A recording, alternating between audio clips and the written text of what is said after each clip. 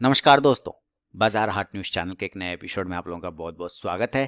तारीख है दोस्तों 22 दिसंबर 2020 और 23 दिसंबर 2020 यानी कि बुधवार के लिए, वेडनेसडे के लिए Nifty index, bank Nifty index और बैंकिंग स्टॉक के एनालिसिस लेकर आपके सामने हाजिर हूँ।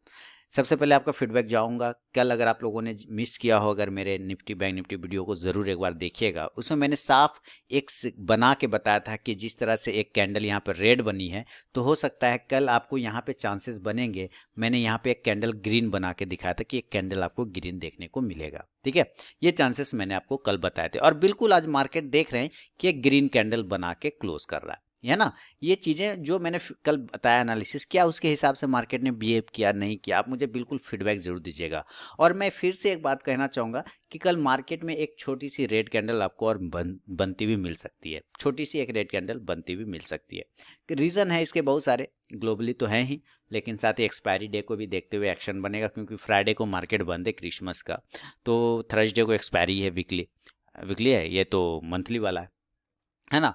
तो ये चीज़ों को ध्यान में रख के, मंथली एक्सपायरी को ध्यान में रख के, ये कल बुधवार का जो सेशन है ना, बहुत ही रोमांचकारी हो सकता है। तो एक थोड़ा सा बियरिश कैंडल भी बन जाए तो कोई बड़ी बात नहीं। ये मेरा ओपिनियन है, माने अपना हो सकता है मार्केट कल वापस से गैप अप खुले और ऊपर ही ऊपर क्लोज कर दे, ऐसे ऐसा भी हो सकता है। लेकिन जो चांसेस है, जो चार्ट मुझे बता रहे हैं कि कल यहाँ पे इस जगह पे मार्केट एक छोटी सी रेड कैंडल बना सकता है। मेरे ख्याल से ऐसा होना चाहिए, लेकिन फिलहाल कल कल देखेंगे। अभी के हिसाब से कल क्या होगा, इस बात का एनालिसिस करने की हम लोग कोशिश करेंगे। लाइव मार्केट में दोस्तों कॉल प्राप्त करने के लिए टेलीग्राम चैनल को जरूर ज्वाइन करिएगा। वीडियो के डिस्क्रिप्शन में आपको लिंक मिलेगा। हालांकि आज मैं अवेलेबल नहीं था लाइव सेशन के वक्त, और मॉर्निंग में 8 बजे ही मैसेज कर दिया था, लेकिन फिर भी जहां तक हो पाया कॉल आपको गया है, कुछ कॉल आपको टेलीग्राम पे मिले हैं। तो मैं आज अवेलेबल था भी नहीं, फिर भी आप लोगों के लिए व्यवस्था कर दिया था मैंने कि आपको कॉल मिले। इसी तरह से जुड़े रहिए चैनल के साथ, बने रहिए चैनल के साथ।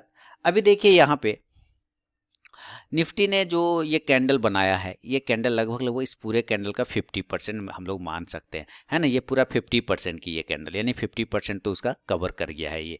अब हम ये देखेंगे कि कल as a normal condition Nifty अगर 13,466 के आसपास की क्लोजिंग है, 13,466, तो इसके आसपास ही अगर कहीं ओपन होता है तो हम बाय कहाँ करेंगे दोस्तों। हमें बाय हर हाल में ना 13,500 के ऊपर करना होगा। ये इस बात का नजर रखिए, बाय लेवल जो होगा वो 13,500 का ऊपर ही बनेगा। उसके पहले हाथ बाय साइड का मत लगाइएगा, ये मेरा रिक्वेस्ट है। बाय 13,500 और टारगेट इस कंडीशन में आपको 13,550 से लेके 13,600 वाले आपको टारगेट नजर आ सकते हैं। ये एक बाय साइड के व्यू बन सकते हैं।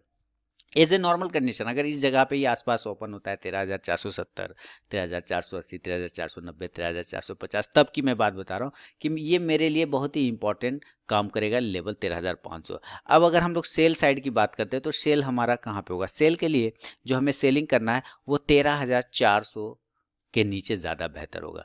13,400 को अगर ये ब्रेक करता है तो ये एक इंपॉर्टेंट लेवल को कहीं ना कहीं ब्रेक करता हुआ नजर आएगा। तो हमारा जो सेलिंग होगा वो सेल बिलो, अगर हम बात करें तो 13,400 के नीचे सेल का लेवल बनेगा, सेल बिलो 13,400। और इस कंडीशन में टारगेट आपके पास 13,350 से लेके 13,350 से लेके 13,300 तक का एक टारगेट आपको दिखा सकता है, 13,350 टू 13,300। लेकिन जिस तरह से मार्केट आज गैप अप ओपन हुआ, कल भी चांसेस बन सकते हैं। मैंने गैप अप और गैप डाउन कंडीशन में भी मैंने आप लोगों को एनालिसिस करके दिया था मार्केट का, कि अगर मैं तो हर एक लेवल पे करता हूँ, gap up gap down, normal condition, 15 minute time frame, हर एक तरीके से। तो अब यहाँ पे भी चांस बनेंगे कल अगर गैप अप ओपन होता है किसी कारणवश मार्केट, तो क्या चांस बनेंगे ये देख सकते हैं। अभी देखिए कि क्लोजिंग 13,466 है, हमारे लिए अब इंपॉर्टेंट रेजिस्टेंस जोन 13,600 है, ठीक है ना। ये 13,600 के पास की ओपन होने का चांसेस बन सकता है। तो मैं 13,600 ही मानूंगा कि ये गैप अप ओपन होगा। ये कंडीशन लेके चल सकते हैं कि अगर गैप अप ओपन होगा निफ्टी तो 13,600 के पास ओपन होगा। हम लोग फिबोनाची को भी लगा के चेक कर लेंगे, कोई प्रॉब्लम वाली बात नहीं। अगर आप यहाँ से इसको आप ट्रेंड मानते हैं तो यहाँ से फिबोनाची भी लगाएंगे तो कोई दिक्कत वाली बात नहीं है, उसको भी हम लोग चेक कर लेंगे। लेकिन अभी फिलहाल हाँ यही होगा, बिल्कुल आप यहाँ से भी ले सकते हैं, क्योंकि 10,800 एक इम्पॉर्टेंट लेवल था, आप यहाँ से भी फिबोनाची को लगा सकते हैं। 10,000 के नीचे लगाना तो आप यहाँ से भी लगा सकते हैं 9,600 के पास से, लेकिन मेरे ख्याल से 10,800 ये सही है, और एक लेवल है 11,600 के आसपास का ये लेवल। फिलहाल 10,800 इंपॉर्टेंट लेवल है यहाँ पे, और 11,600 तो हम लोग देखेंगे 11,600 भी और 10,800 के भी लेवल से भी। लेकिन फिलहाल गैप अप की बात कर लेते हैं कि अगर गैप अप 13,600 पे ओपन होता है तो इस कंडीशन में हमारे लिए बाय जोन क्या खुलेगा, बाइंग कहाँ पे हमारी होगी, हम बाय किस जगह पे करेंगे, ये बहुत ही बड़ा इंपॉर्टेंट है। 10,600 के पास हम लोग वेट कर सकते हैं, दूसरा कुछ भी नहीं करेंगे। हम लोग 10,600 के पास सिर्फ वेट करेंगे और दूसरा कुछ भी नहीं करेंगे, क्योंकि ये गैप अप है ना, ये गैप अप है। 13,450 के आसपास की क्लोजिंग है, वहाँ से 150 पॉइंट अगर ये गैप अप खुलता है तो सस्टेन करता है मार्केट की, सस्टेन नहीं करता है, ये बात ज़्यादा इंपॉर्टेंट है। सस्टेन करेगा तो हम 13,630 के ऊपर हम बाय का पोजीशन बनाएंगे, बाय अबव 13,630, 13,630 के ऊपर हम बाय का पोजीशन बनाएंगे। और इस कंडीशन में जो हमारा टारगेट होगा वो 13,700 का होगा, 13,700 का। अगर ये सेल गैप अप खुलने के बाद ऊपर नहीं सस्टेन करता है, नीचे आ जाता है, 13,600 के पास ओपन होकर वो नीचे आने लग जाएगा, तो हम सेल साइड जाने का भी कोशिश हम लोग कर सकते हैं। तो सेलिंग उससे 30 पॉइंट नीचे लेंगे, 13,570, 13,560 ये सब के नीचे हम लोग सेल करेंगे। सेल बिलो 13,570, 13,570 से लेके 13,560 के बीच में सेल करेंगे। और टारगेट इस कंडीशन में 13,500, 13,500 वाला एक टारगेट आपको लेके चल सकते हैं। बार में और भी टारगेट टूटेगा, इसके नीचे आएगा तो ये तो जो क्लोजिंग प्राइस है वो हमारा टारगेट होगा, जो कि 13,460 के आसपास का आता है सेल साइड में। ये कंडीशन आपको गैप अप में देखना होगा।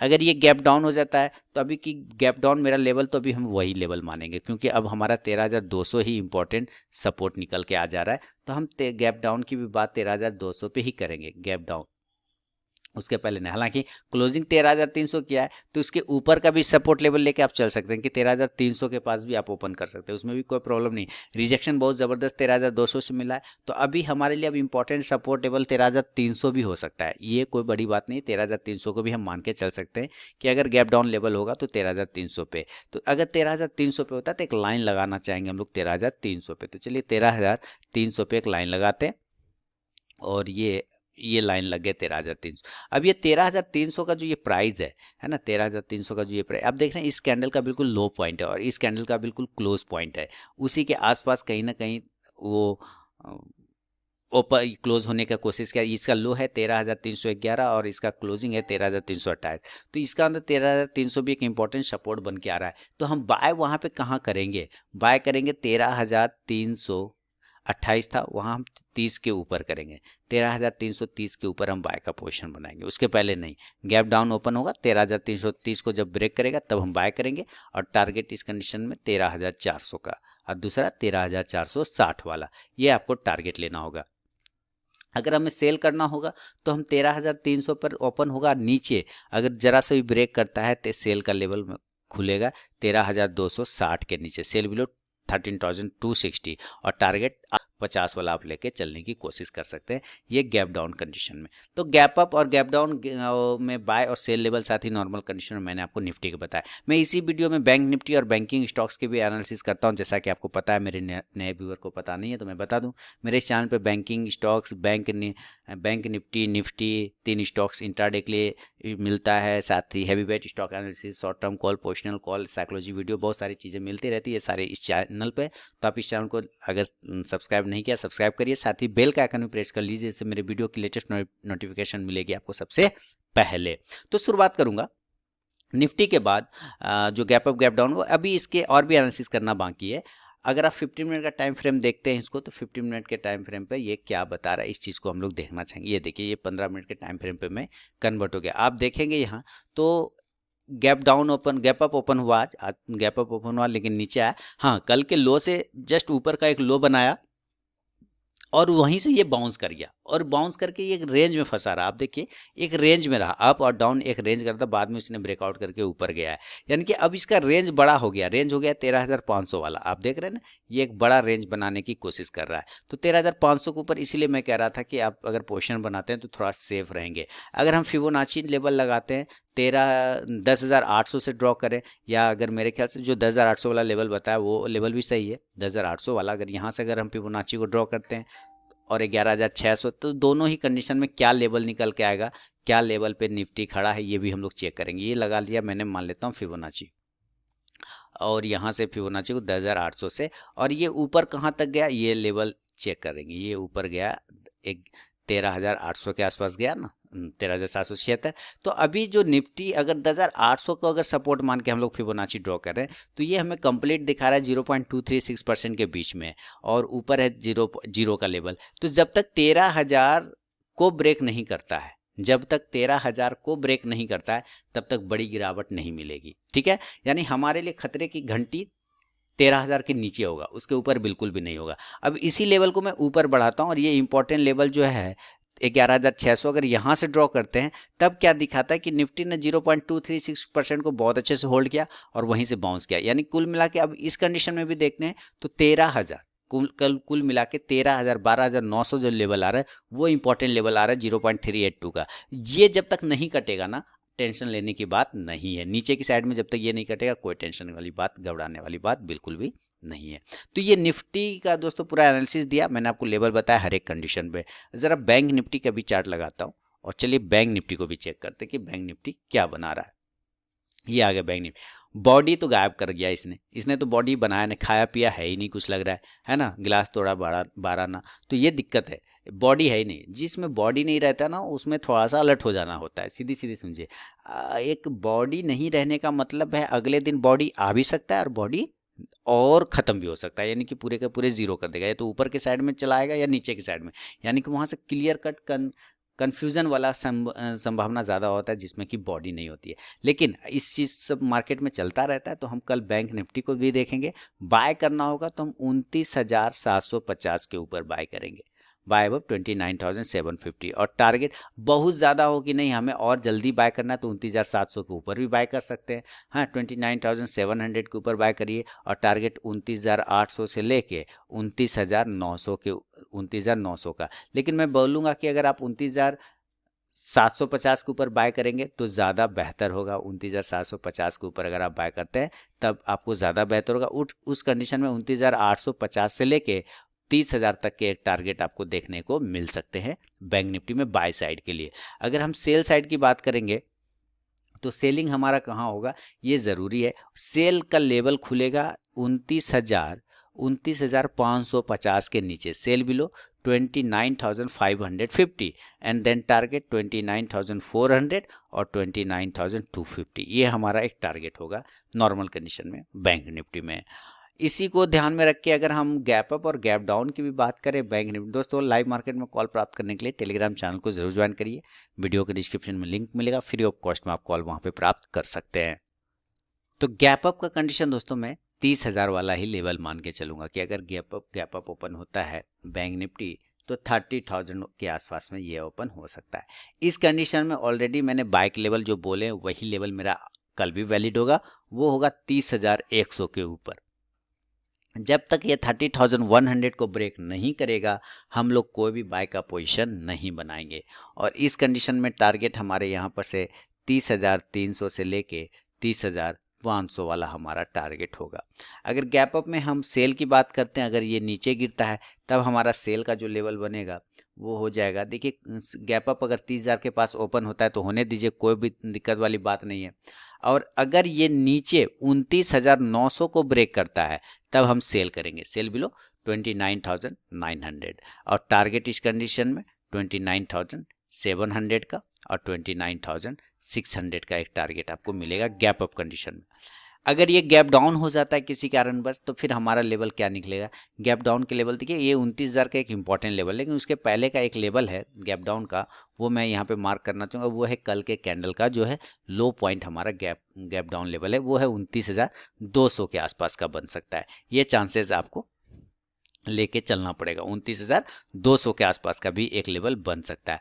अगर इस जगह पे गैप डाउन ओपन होता है, मैं यहाँ पे लिखना चाहूँगा गैप डाउन कितना 29,200, ठीक है 29,200 के आसपास अगर ये गैप डाउन ओपन होता है, तब हमारे लिए बाय का जोन कहाँ बनेगा और सेल का जोन कहाँ बनेगा। देखिए 29,200 पे हमें बाय तो कभी करना ही नहीं है, हम हमेशा 29,350 के ऊपर बाय करेंगे। अगर आपको बहुत जल्दी हो बाय करने का तो आप 29,300 के ऊपर भी बाय करने का चेष्टा कर सकते हैं। इस कंडीशन में टारगेट 29,500 वाला ही आपको मिलने के चांस बनेंगे। अगर इसी कंडीशन में सेल की बात करते हैं कि 29,200 पे ओपन होता है और नीचे 29,000 को ब्रेक करता है, तब हम सेल करेंगे। ये इंपॉर्टेंट सपोर्ट लेवल है, इसके नीचे हम सेल करेंगे गैप डाउन कंडीशन में। और टारगेट इस कंडीशन में हमारा होगा 28,800 से लेके 28,700 का एक लेवल आपको गैप डाउन में मिल सकता है बैंक निफ्टी में। तो ध्यान रखिएगा, इसने बॉडी नहीं बनाया, इसने कंफ्यूजन वाला कैंडल बनाया, बॉडी नहीं बनाया। तो जिसमें बॉडी नहीं बनता वो काफ़ी फ्लक्चुएट करता है, नेक्स्ट डे चांसेस बनते हैं। इसको ध्यान में रख के ट्रेड करिएगा। और फ्राइडे को चूंकि क्रिसमस है तो मार्केट बंद रहेगा, इसलिए इस थर्सडे को ही फाइनल मंथली एक्सपायरी भी है ना, और लास्ट डे भी होगा, तो एक्शन आपको मिल सकता है।